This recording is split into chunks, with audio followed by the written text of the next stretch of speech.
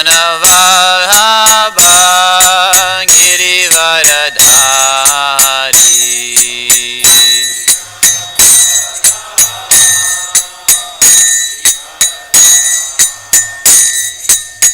Yashodanandana Vraja Janaranjana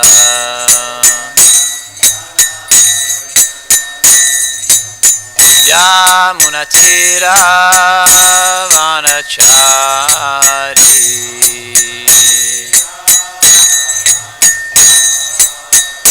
Jaya Radha Madhava Kunja Vihari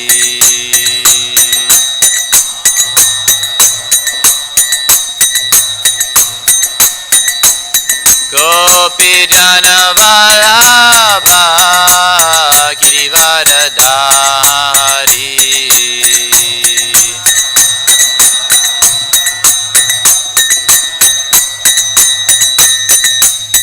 Yashodanandana Vraja Janaranjana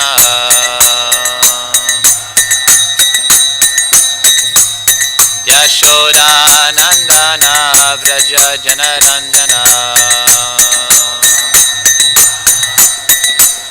Jamunatira Vanachari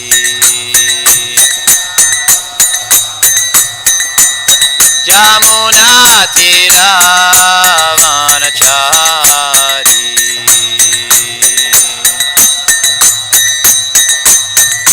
Jaya Radha Madhava Kunja Vihari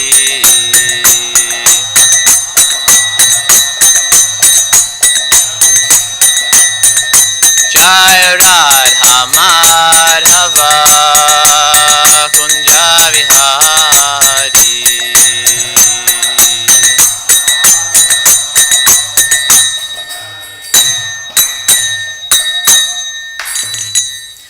Jayom Vishnupad Paramahamsa Parivrajagacharya Stotra Sata Shri Shrimad Abhay Charnaravinda Bhaktivedanta Swami Prabhupada Ki Jai Jayom Vishnupad Paramahamsa Parivrajagacharya Stotra Sata Shri Shrimad Bhaktisiddhanta Saraswati Goswami Maharaj Ki Jai Anatikoti Vaishnava Vrinda Ki Jai Nama Acharya Srila Haridas Thakur Ki Jai Prem Se Kaho Shri Kṛṣṇa Chaitanya Prabhu Nityananda Shri Advaita Gadadhara Shivasari Gaura Bhakta Vrinda Ki Jai Shri Shri Radha Krishna Gopa Gopinath Shamakun Radha Kun Giri Govardhana Ki Jai Shri Vrindavan Dhama Ki Jai Shri Mayapur Navadvip Dhama Ki Jai Gangamaya Devi Ki Jai Jamunamaya Devi Ki Jai Bhakti Devi Ki Jai Tulsi Devi Ki Jai Samaveta Bhakta Vrinda Ki Jai All gloriously assembled devotees All gloriously assembled devotees All gloriously assembled devotees All glorious to Shri Shri Guru and Gauranga.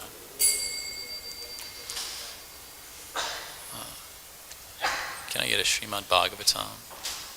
What book?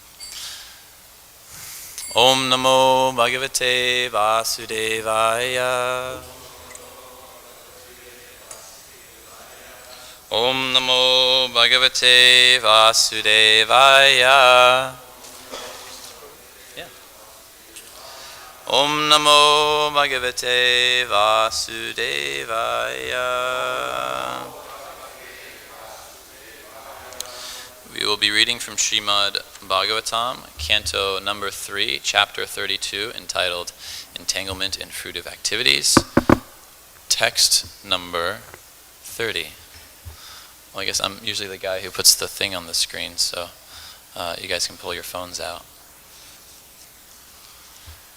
3:32:30.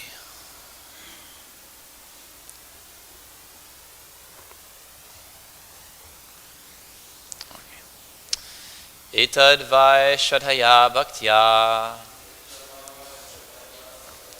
yoga-abhyāsena nityaśaḥ samāhitātmā niḥsaṅgo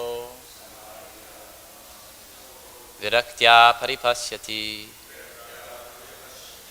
etad vai śraddhayā bhaktyā yoga-abhyāsena nityaśaḥ samāhitātmā niḥsaṅgo viraktyā paripaśyati etad vai śraddhayā bhaktyā yoga-abhyāsena nityaśaḥ samāhitātmā niḥsaṅgo viraktyā paripaśyati.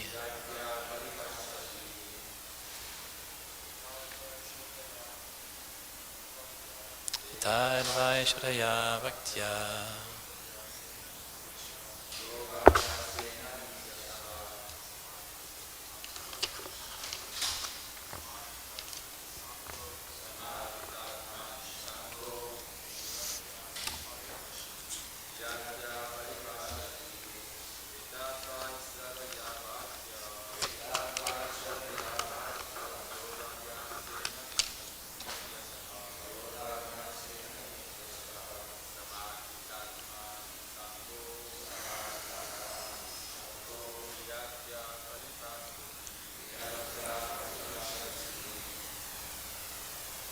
Vaishnavis?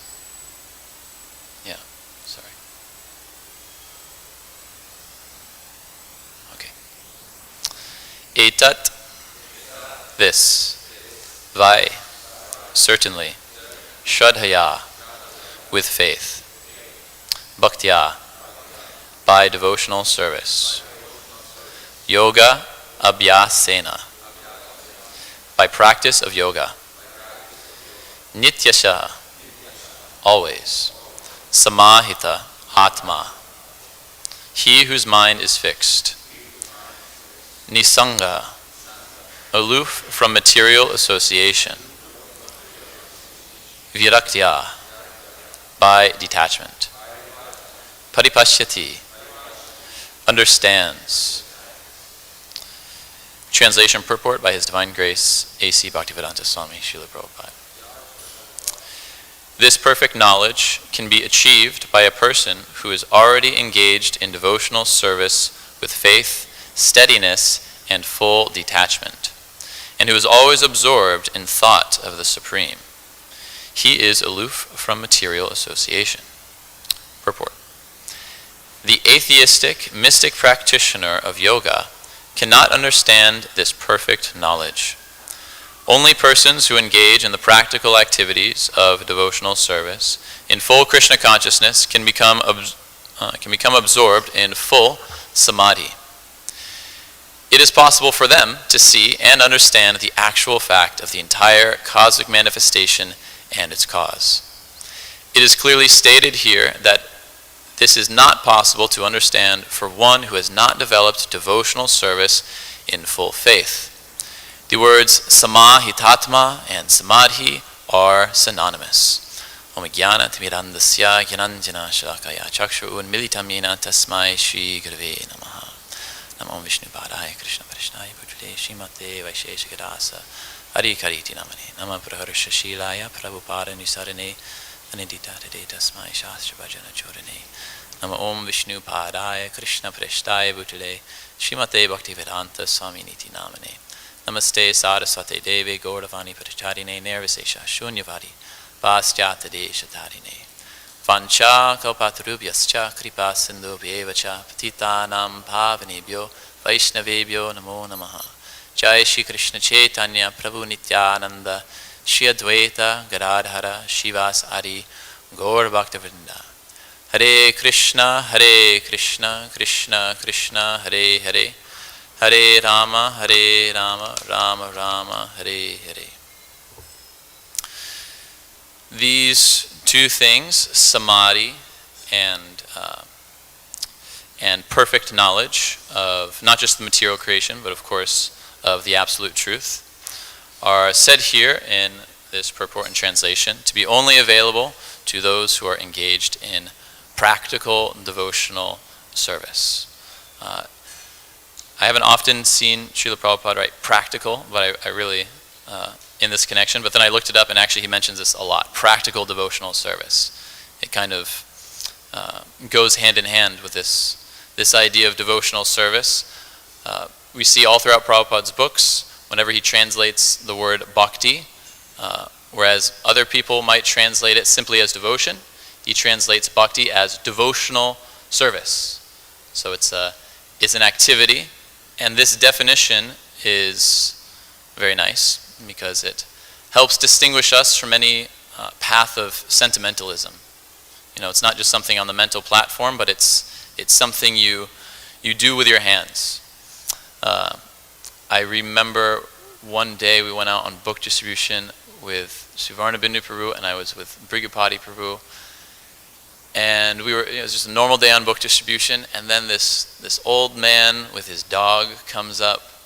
I think he was holding his dog, or he had some weird stroller for it, and he had like a camera. Just seemed like an innocent old man just going around, just recording his life. I don't know, maybe he was just trying to get into the whole like vlog lifestyle. And so he started like interviewing Brigapati Prabhu, because clearly we're doing something unique. We're here on this college campus. I believe, I was dressed like this maybe. And nonetheless, we're distributing books. We're clearly doing something. He comes up to Brigapati Prabhu and starts asking questions. I'm very interested in what you're doing. Tell me more. What's going on? What is this? And then some telltale signs came up that he wasn't just inquisitive, but then he started asking, oh, well, do you believe in this? Do you believe in that? And then he dropped the bomb. Well, what do you think about Jesus Christ? And we experience this a lot on book distribution. Someone, they're kind of chatting, they seem really interested for 5-10 minutes, and then they kind of hit you with it. Well, have you ever sinned? Have you ever looked lustfully at a woman? Have you ever stolen something? And then you're like, oh, okay, I get it. This is like a born-again kind of evangelist, an emergency. So he had come up to us and he had a camera. Turns out later on we find that he has a huge YouTube channel, probably at least like 1 million subscribers or something, big amongst the evangelist community. Nice guy. So he starts asking all these questions of Brigapati Prabhu, and he's trying to put him in a corner. He's trying to kind of ambush him. And so Brigapati Prabhu, he's like super cool. If you watch the video, it's there on YouTube. He's not like intimidated at all. He's just very honest, very just cool-headed. Yeah, actually we think we're the real Christians. We're just like Christians, but we're vegetarian. And then he comes at him. He starts asking this guy. His name is Ray. He starts asking him questions. Well, if Jesus Christ came here right now in front of the both of us, what would you do? I've heard Brigapati Prabhu use this a couple of times, and I've definitely employed it a lot on book distribution. And if Lord Jesus Christ walked right up to us, what would you do? What would be your reaction? And he and many others who I asked this to, their response is pretty much the same. I would cry. I would offer prayers. I would fold my palms, something like that. And Brigapati Prabhu said, yeah, that's very good. That's nice. I really like that. Very devotional. Can I tell you what I would do? If Lord Jesus Christ came up to me right now, I would fall on my face like a stick. I would fall on the floor, and I would fold my palms, and I would say, Lord, how can I serve you? And you can see he was visibly shocked a little bit. This whole idea of, you were so adamant about it, and you were convicted. It was clear you weren't just egging him on, And actually, if you watch the video later, he admits, this Hare Krishna totally caught me off guard when he said this. And he, in one sense, felt defeated. He admits this in the video. So yeah, practical devotional service, that's what we're all about. In one purport, Srila Prabhupada says, when devotional service is performed with our present senses, it is called practical devotional service. So our senses include a lot of things. Obviously, when we hear the word senses, we're thinking primarily our jnanendriya, our jnanendriyas, which are their senses of acquiring knowledge, taste, sight, smell, touch, hearing, all these things. But then there are also karmendriyas, meaning the working senses, or the parts of the body which correspond to those senses and actually interact with the external world, because the body is kind of like a biological robot for the soul to interface with the material world. And so it said, Sarvapadi vinirmuktam tatparitvena nirmalam rishikena sevanam bhaktiruchite. That bhakti, or devotional service, this definition of devotional service, means engaging one's senses in the service of the master of the senses, Hrishikesh. Hrishikesh means the master of the senses, So all of our senses are coming from Kṛṣṇa. We have senses, and he similarly has senses because he's also a person. So when we engage our senses in the service of Kṛṣṇa, then our senses become purified, we become free from all bodily designations, as we see here in the translation. We become steady, and we become detached, like that. Because the senses, ultimately, they have to act. They have to do something. They can't just stay stagnant. You can't starve the senses, or else they will, they'll come back to you and say, hey, you owe me. So they have to have vitality. They have to be engaged in some way, because the living entity is Satchid-ānanda. Ananda, we're full of bliss, means we're inherently happy, and we're in the pursuit of happiness. We're looking for happiness, so that requires, activity.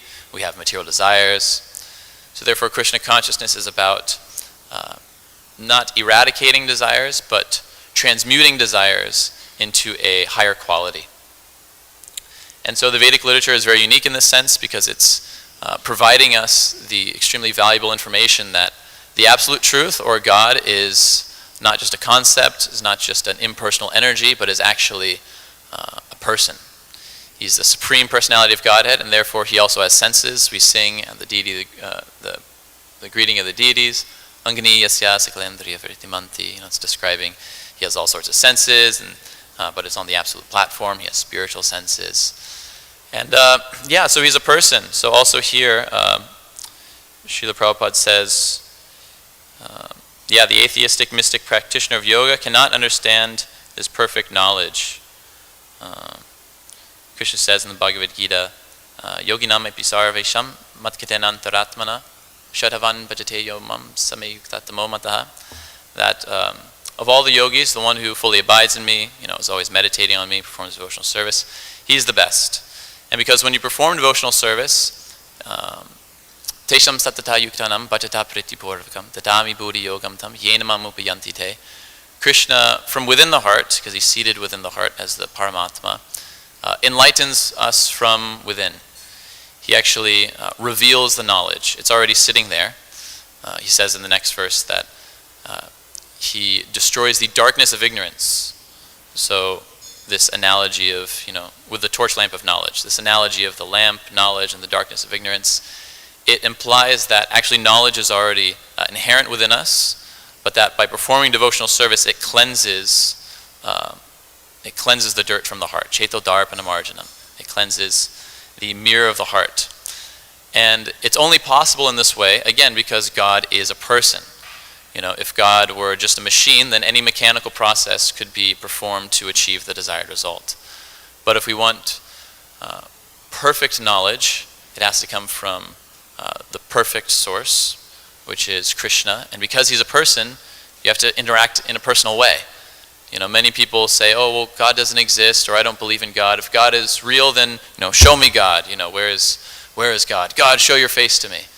But no sensible person will want to reply accordingly to such demands.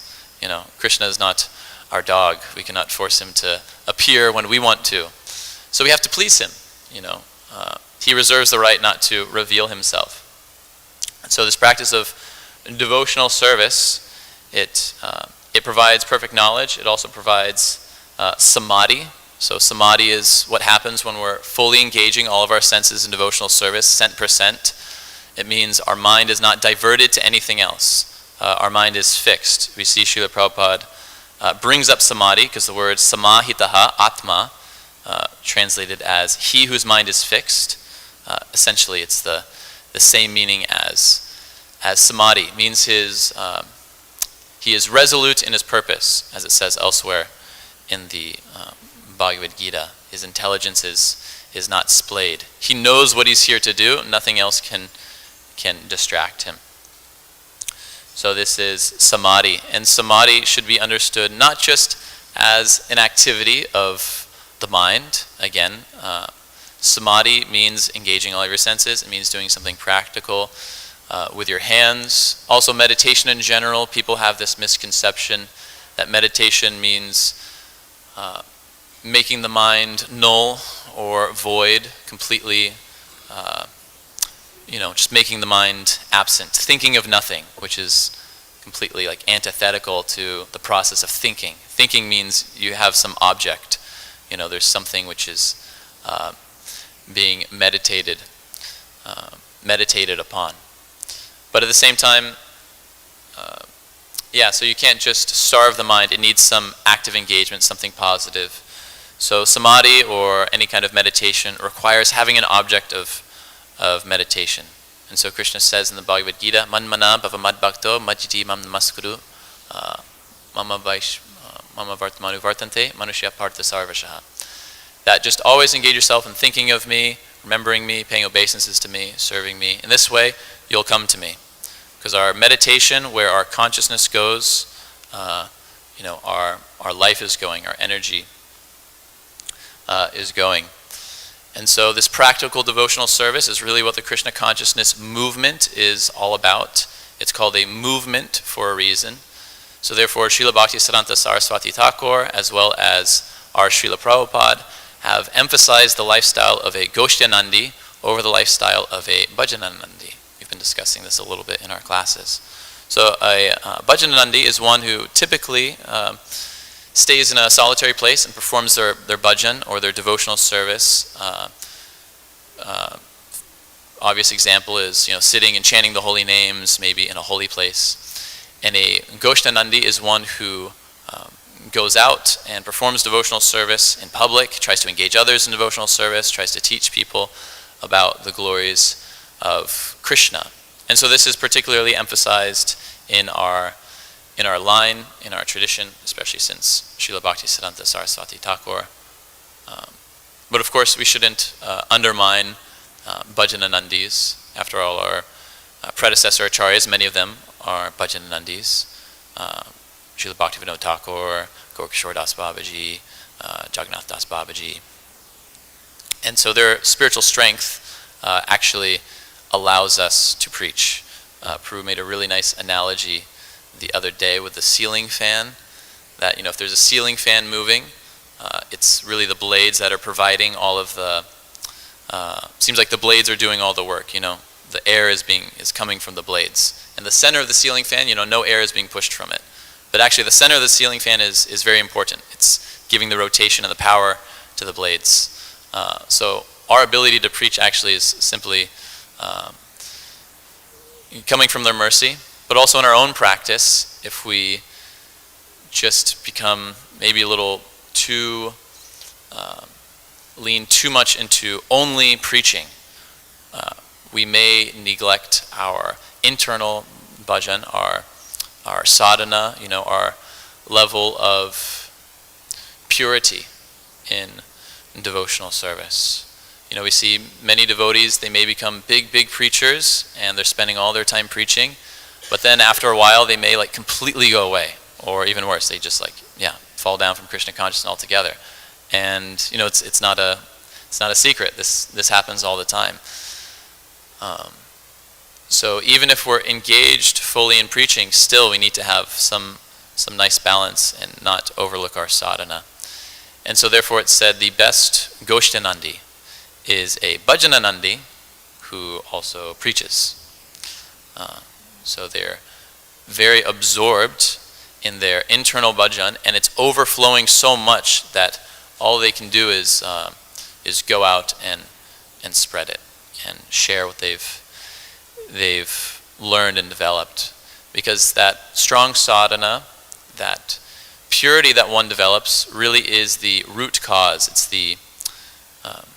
the main factor for successful preaching. If we don't have purity ourselves and we're trying to preach on the principles of purity, then the audience or whoever you're preaching to, they may not know the difference externally, but that quality, that sound vibration that you're sharing, it won't be potent because it doesn't have that purity, that force of purity. But all of our service, also, even externally, even preaching, that's also a kind of sadhana. I think we discussed that the other day in Judhakarma Prabhu's class. So book distribution, going out on Harinam, my Guru Maharaj always says that book distribution is high sadhana. it's a regulated practice of devotional service. So this also is something we should engage in. It's also very powerful. And these things are quite conducive, like book distribution and Harinam, because simultaneously it's sadhana, but also it's preaching. So it helps us keep like a good balance as well. So all of our service, any service, can lead to samadhi, so long as we're fully absorbed in thinking of Kṛṣṇa. So again, there's the karmendriyas and the jnanendriyas. So the jnanendriyas, or the knowledge-acquiring senses, they're all grouped around the mind. And as we hear multiple times in the Bhagavad Gita, the mind should be fully absorbed in thoughts of Kṛṣṇa. But if our karmendriyas are, our legs, our arms, they're engaged in devotional service, but our mind is elsewhere, then the fruit of that devotional service will not really arise. Certainly some advancement will be made, but compared to one who is actually able to remember Kṛṣṇa when they're performing devotional service, who am I cleaning this temple for? Who am I cooking for? Why am I distributing books? Why am I giving a class? Why am I doing these things? So if we have Kṛṣṇa in mind, then it's actually potent. Just like we explain in the morning before we chant japa, all these offenses, especially the root offense, which is inattentive while chanting. If we're committing any of these offenses, but especially inattention, then the fruit of devotional service, namely Kṛṣṇa prema, or love of God, does not arise. One does not achieve the desired result of pure love of God if they're inattentive. So we can safely assume that the same goes with our service. If we're just performing it in a mechanical way, and our mind is elsewhere. We may be in the temple dancing, chanting in Mangalarti, but we're thinking about the news, or the president, or the wars, or something like that. Then yeah, this isn't real samadhi. We have to use our physical and our subtle senses all in the service of Kṛṣṇa. But unfortunately nowadays, so many things are distracting us from this. So many things we have given the authority, given the ability to divert our mind from this bliss of pure samadhi, of devotional service. Definitely when I was younger, growing up in the 2000s, so much technology was coming up, and you just get this feeling that, technology is going to help everything and save the world. And then in the back of your mind, you're also thinking, probably because of pop culture and movies, and then there's going to be robot takeover, and then there's going to be like a humanoid robot in every home, cleaning the dishes and serving you food and taking your kids to school, and you have these like robot people going around. I don't know, maybe that's just me, but I thought this is what the future was going to look like. And then I grew up and I was like, it was a big disappointment. This is what happened. I remember what my dad told me when he was young. They promised jetpacks. By the time he was older, there'd be jetpacks. No jetpacks. He was super disappointed. So I thought, no robots. No, very disappointing. But also a relief. Okay, good. No robot takeover. But at the same time, it's actually not true. The robots have taken over, but they don't need to take a humanoid form to, control our lives and distract us. It's even worse. In a humanoid form, you can lock them in a closet. But we've decided to put them in our pockets. So that's like the worst possible situation. They're always tapping us on the wrist. Even our watches now are like telling us, hey, look here, look here, look here. It's totally crazy. How are we supposed to attain samadhi when the world is pulling us in all of these different directions? So these days, people are experiencing some kind of samadhi, if we take the definition to mean absorption in something. People have, internet samadhi. They have Instagram samadhi, TikTok samadhi, and therefore we have sports consciousness, video game consciousness, politics consciousness, all these other things, except for Kṛṣṇa consciousness, which is the only thing that we're actually lacking in this whole world. It's the only thing which we are in dire need of, is Kṛṣṇa consciousness. And so just as in economics, we have to evaluate our ROA. In economics, there's an ROI, your return on investment. When you invest some money in something, what's the return you expect from that? Hopefully more than you invested. So similarly, we have an ROA. What is our return on attention? when we decide to pick up our phone or do this thing or that, let's try to analyze, or by the way, I'm just preaching to myself.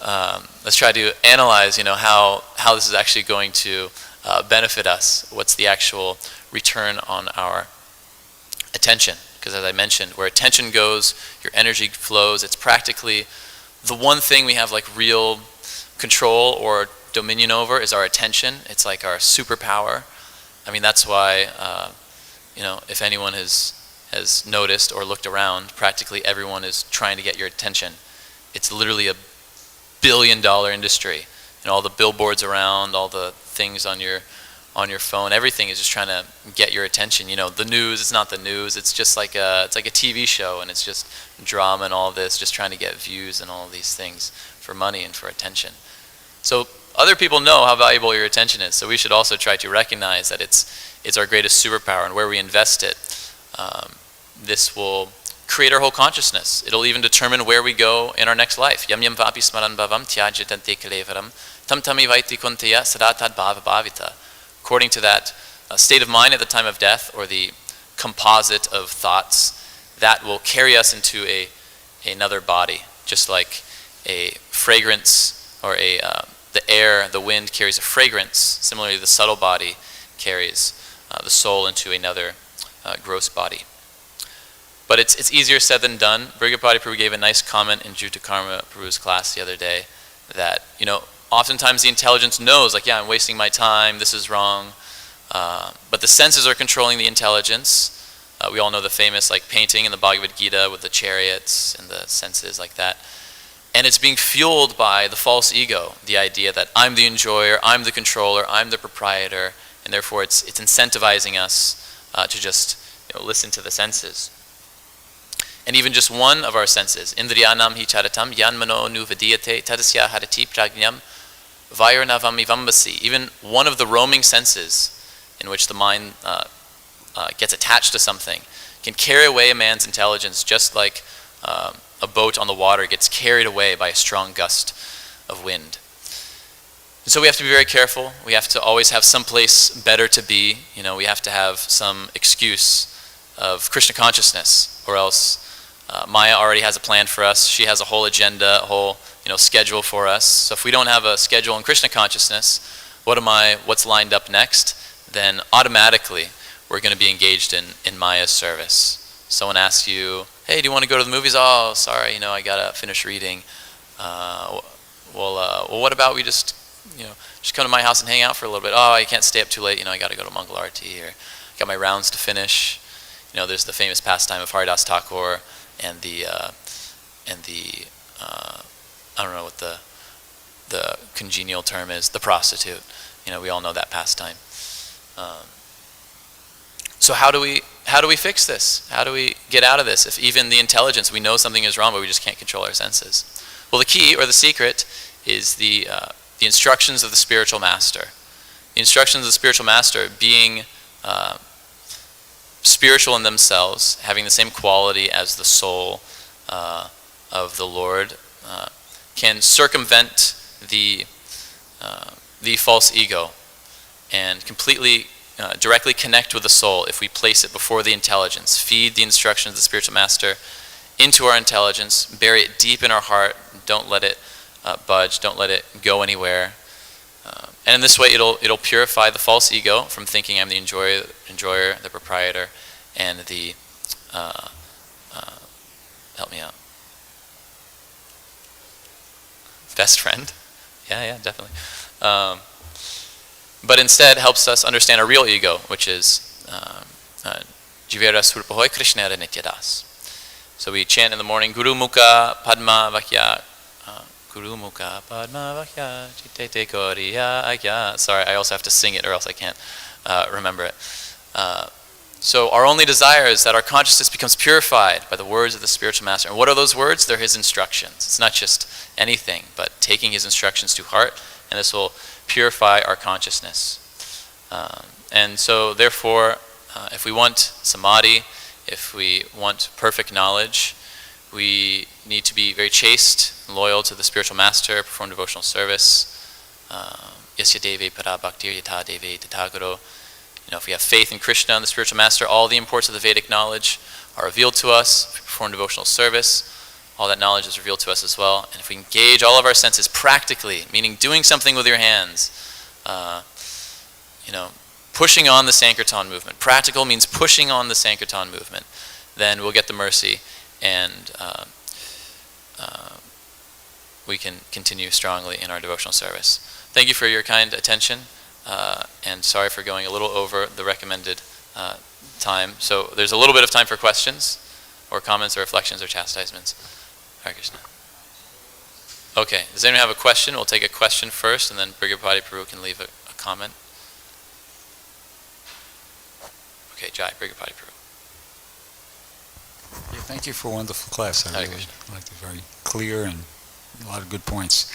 On that point about the the Ghostianandi and the Bhajanandi, I first heard that from Indradyumna Maharaj, that the best Ghostianandi is a good Bhajanandi first, and it's like, the overflowing of the bhajan. But where is that from? Do you know who originally said that? No, I've heard so many people say it as well. I'll definitely... Oh, we got a pundit here to help us. Yeah, in the past, 2 days ago... Well, I know where I got it from, but did he mention where he got it from? Okay.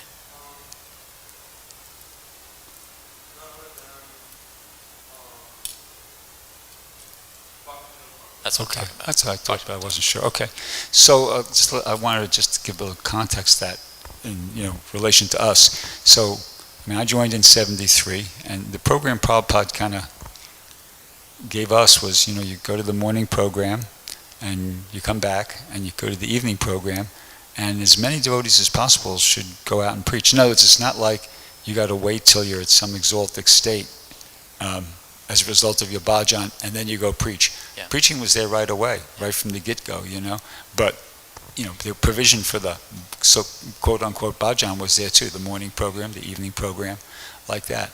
To the point where Prabhupada at one time, and he wrote a letter, I can't remember, 73, 74, maybe later 75, I can't remember, to the temple president in Chicago. He said, leave one man back to worship the deities, close up the temple, lock up the temple, one man stays back to worship the deities, and everybody else should go out and preach. So that was Prabhupada's vision. It wasn't like you had to become elevated first, after some years, then okay, now I'll preach. No, right away, devotees were out there preaching, but simultaneously, there was morning program, evening program, 16 rounds, and etc. like that. So that was, I think that's still the way we're supposed to be doing it. And I'd just like to, since the class was talking about samadhi, I'd like to read a paragraph which Prabhupada gives it's a very famous paragraph, and it gives a very interesting insight into samadhi, Prabhupada's understanding. So this is from 10th Canto, Srimad Bhagavatam, 2nd chapter, text 37. You're probably all familiar with it, but I'll read it. The word kriyashu, meaning by manual labor or by work, is important in this verse. One should engage in practical service to the Lord. You're talking about practical service. Here's Prabhupada's talking about it. In our Kṛṣṇa conscious movement, all our activities are concentrated upon distributing Kṛṣṇa literature. This is very important.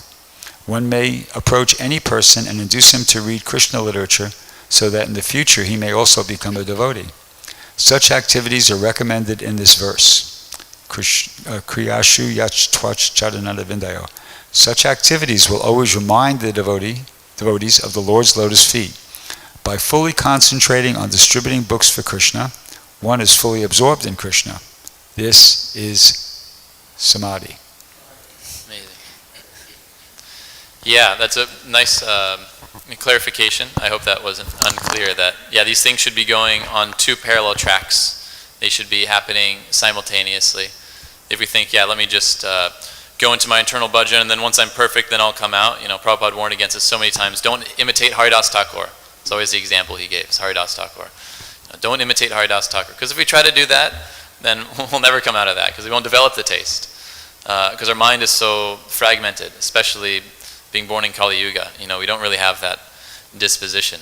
So it's good to be able to engage the mind in something a little more active. And then, so there's two sides of it. And then if we neglect our internal thing, and then also our preaching isn't so potent. So it has to be very clear, and then we can see that easily reflected in Prabhupada's program, how he set it up is meant to have that lifestyle. Thank you so much, Prabhu. Yes, Sachin. This is just a comment.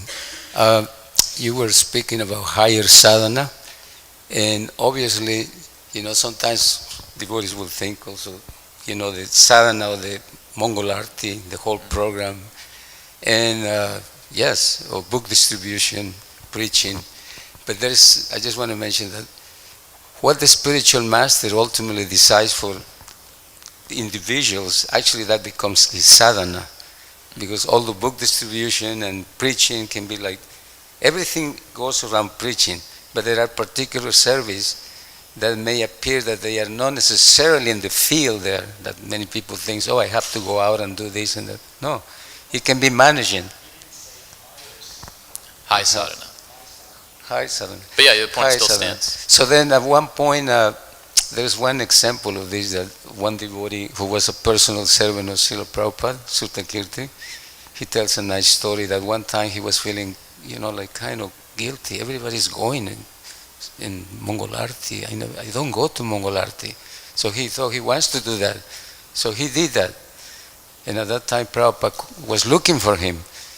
And then he says, where were you? I said, oh Prabhupada, I went to Mongol Arti. Why? Your Mongol Arti is right here with me. So that was his sadhana, right? And yes, so whatever the spiritual master actually orders for us, that becomes our, how do you say, higher sadhana?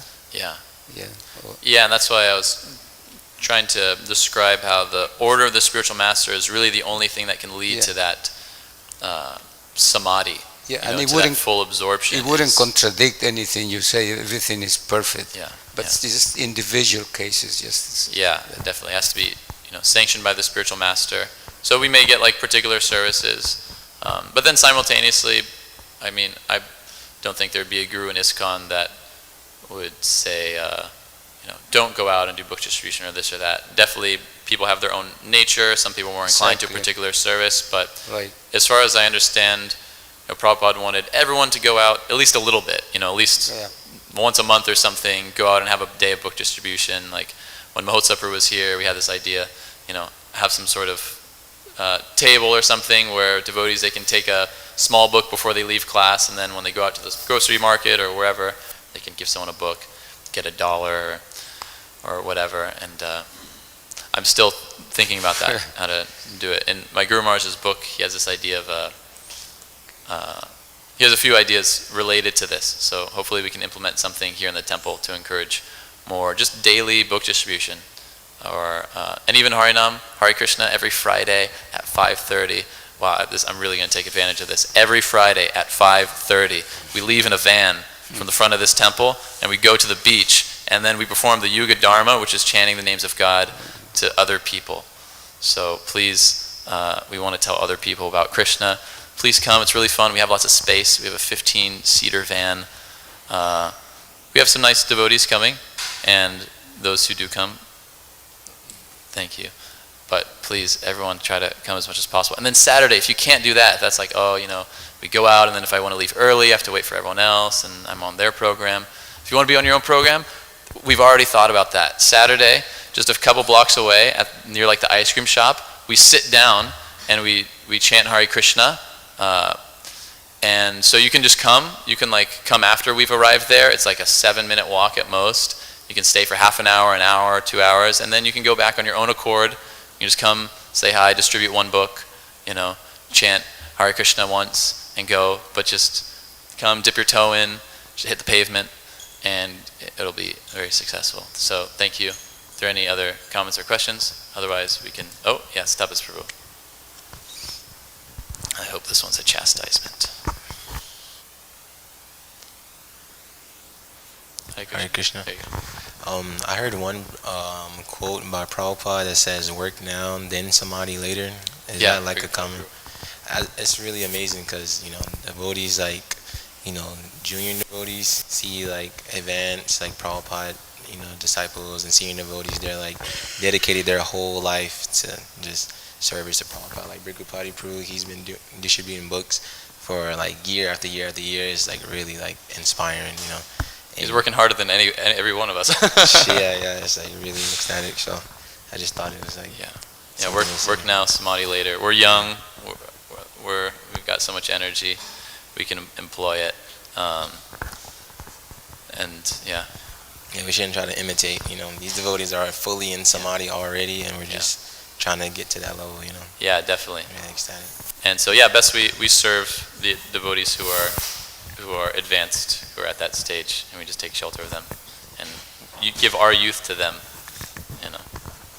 Okay, Hare Krishna, Granthar Srimad Bhagavatam ki jai, Srila Prabhupada ki jai, Vanchaka.